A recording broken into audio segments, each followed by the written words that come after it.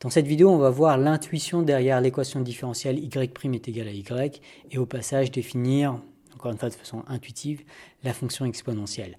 Avant de résoudre cette équation, faisons deux remarques qui vont nous permettre de mieux la comprendre. Remarquons tout d'abord qu'il s'agit d'une équation linéaire.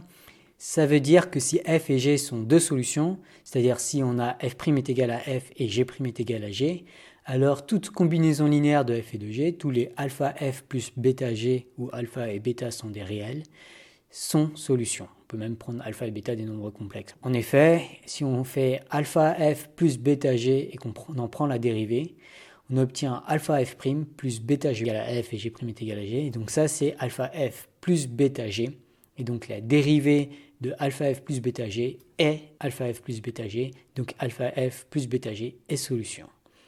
Mieux encore, si on voit la dérivation comme un opérateur linéaire, donc une fonction d qui à toute fonction dérivable y associe la dérivée y'. Donc on peut prendre par exemple l'espace des fonctions continuellement dérivables de R dans R dans l'ensemble des fonctions continuellement dérivables de R dans R. Donc à ce moment-là, l'application d est vraiment linéaire, elle ne pose pas de problème. Et donc c'est une application linéaire, donc on peut étudier avec les outils de l'algèbre linéaire. On peut en particulier en étudier les vecteurs et valeurs propres. Eh bien, résoudre l'équation y' est égal à y revient à déterminer les vecteurs propres de l'application linéaire D associés à la valeur propre 1. Alors la deuxième remarque que j'aimerais faire, c'est que les suites géométriques sont quasiment solutions. En effet, considérons la suite un est égal à 2 puissance n. Alors l'espèce de dérivée d'une suite, c'est le terme un moins 1. On a envie de diviser par 1 et puis prendre la limite quand 1 tend vers 0. Bon, on ne peut pas prendre parce que c'est nombre entier, mais donc c'est un peu la dérivée un moins 1. Et un moins 1, c'est égal à 2 puissance n moins 2 puissance n moins 1, qui est égal à 2 puissance n moins 1, puisque 2 puissance n moins 1 plus 2 puissance n moins 1, ça fait 2 puissance n. Et ça, c'est égal à u de n moins 1. Du coup, on a quand même quelque chose qui ressemble pas mal à la dérivée de u à gauche, qui est égal à u lui-même, donc c'est un-1, donc c'est quasiment l'équation u' est égal à u. Et ce n'est pas si étonnant, la variation d'une suite géométrique la fait passer de q puissance n-1 à q puissance n, ce qui correspond à un saut qui est de l'ordre de q puissance n, en gros, c'est quelque chose fois q puissance n. En particulier, on peut se laisser convaincre que la dérivée de la fonction f de x est égale à 2 puissance x, va être proportionnel à f de x, c'est-à-dire qu'on devra avoir quelque chose comme f' de x est égal à alpha fois f de x, où alpha va être quelque chose qui va dépendre de 2, intuitivement. Voilà qui suggère qu'une fonction solution de y' est égale à y doit s'écrire quelque chose comme f de x est égal à alpha puissance x pour une valeur adéquate de alpha. On peut même pousser le raisonnement un peu plus loin. On peut calculer f' de x, lorsque f de x est égal à alpha puissance x. Donc f' de x, si je prends la définition, c'est la limite quand h tend vers 0 de f de x plus h moins f de x divisé par h. Ça, c'est la limite de alpha puissance x fois alpha puissance h moins 1 divisé par h.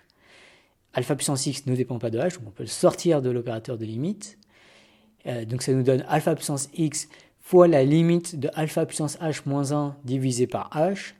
Et là, on reconnaît la limite de f de h moins f de 0 divisé par h. Et ça, c'est rien d'autre que f' de 0. Du coup, f' de x va être égal à f de x fois f' de 0. Donc le calcul que je viens de faire là, il n'est pas ultra rigoureux parce qu'il faudrait justifier que les limites existent à chaque fois. Mais il est quasiment rigoureux, on peut le formaliser. Et on voit que à partir du moment où f de x s'écrit alpha puissance x, on aura bien f' de x qui va être proportionnel à f de x. Et en particulier, f est un vecteur propre de l'opérateur de dérivation. Et intuitivement, plus alpha va être grand, plus f' de 0 va être grand, et du coup, le vecteur propre f va être associé à une grande valeur propre.